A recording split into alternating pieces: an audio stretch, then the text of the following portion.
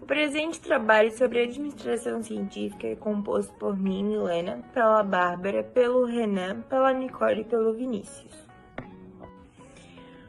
A administração científica é um método criado por Frederick Winslow Taylor no final do século XIX e no início do século XX, onde ele relaciona o máximo de produtividade dos trabalhadores de uma produção com o menor tempo possível através de uma gestão mais analítica.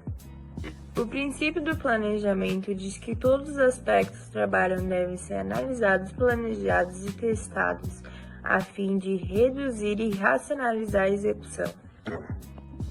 O princípio do preparo dos trabalhadores fala sobre a seleção de operários de acordo com as aptidões e que eles podem passar por treinamentos a fim de especializá-los para aquele cargo.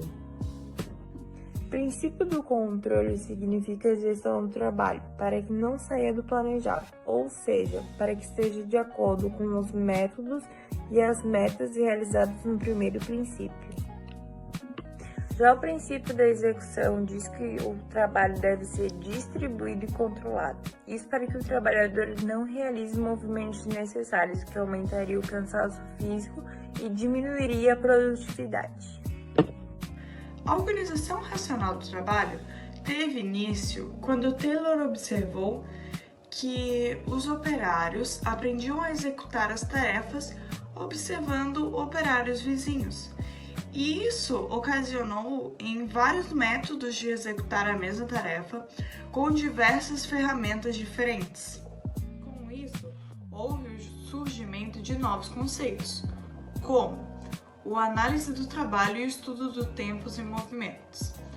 O que seria que, como o Taylor observou que os operários aprendiam a executar as tarefas observando outros operários, eles decidiram tirar todos os movimentos inúteis para executar as tarefas mais rápido.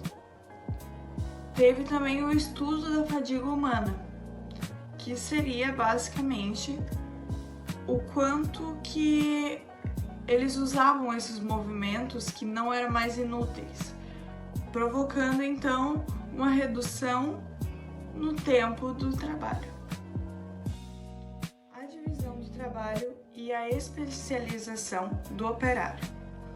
Bem, esse conceito é basicamente a junção dos conceitos anteriores, do estudo da fadiga humana e da quebra de movimentos inúteis, que juntando isso foi feito a especialização de cada operário, em qual tarefa ele se executava melhor. Bem, o desenho de cargos e tarefas é apenas a consequência dos tópicos anteriores, trazendo 4 benefícios para a empresa.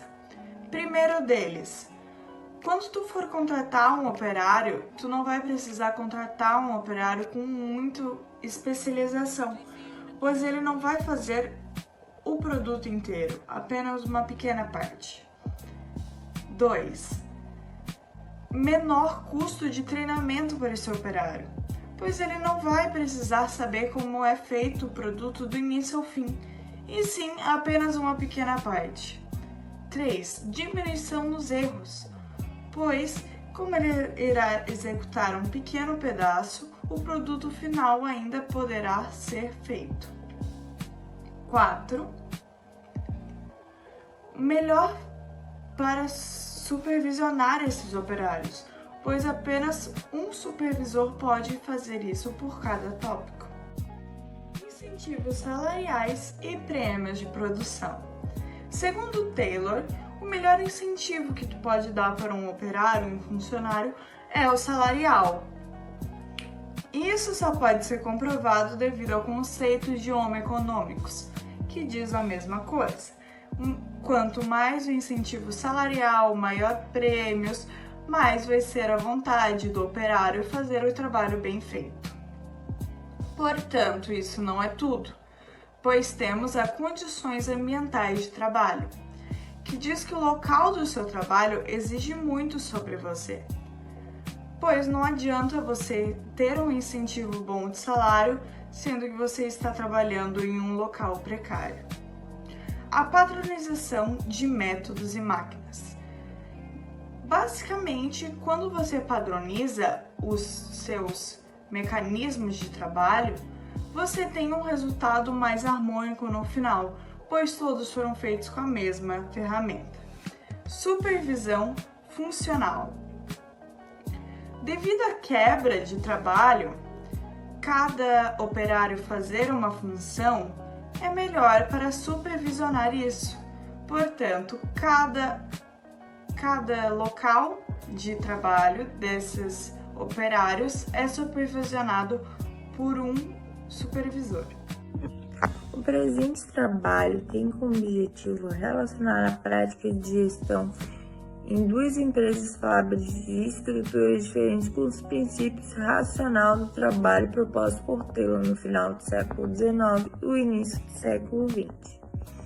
O que melhor se adapta ao presente trabalho é o método de coleta de dados, realizado em duas empresas com portes e realidades diferentes. O instrumento metodológico utilizado é o coleta de dados, obtidos através das técnicas de entrevista semi-estruturada e observação livre. Contamos com o exemplo de duas empresas. A primeira empresa é uma microempresa, está localizada em uma parte mais rural e conta com 9 funcionários. A segunda empresa já é considerada uma empresa de médio porte, conta com 110 colaboradores e fabrica plástico para baterias automotivas e alguns utensílios domésticos. Foi tentado aplicar o desenho de trabalho nessas empresas e foi encontrada 3 situações que fogem desse padrão. Primeira situação: quando vem caminhões com mercadorias, a forma de descarregamento é uma forma braçal. Segunda, o salário é um salário fixo de todas as funções. 3, não há um local de descanso para os funcionários. A segunda empresa já é muito centrada contra a divisão de trabalho. Ela possui, uma boa divisão, só que ocorreu 2 situações que fogem dessa padronização. A primeira é que os colaboradores não recebem prêmios por produção. Seria algo interessante para a empresa colocar esse prêmio de produção, pois é uma meta a ser cumprida pelo funcionário. Segundo, é que as máquinas não são padronizadas, então o tempo de produção de cada máquina é diferente. Há 2 ações propostas para isso. Um seria a padronização das máquinas, portanto o tempo de produção seria o mesmo, ou o funcionário poder fazer outra função enquanto espera a máquina realizar o seu trabalho.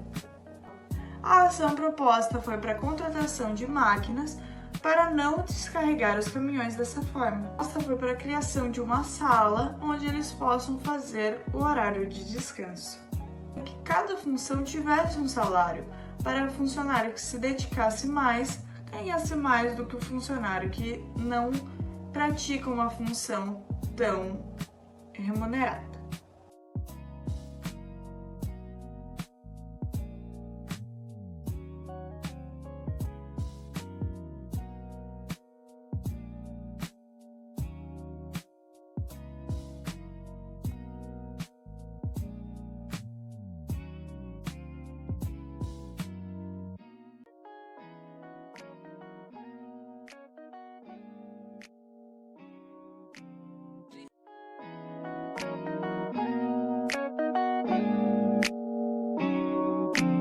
JC on the track, boy.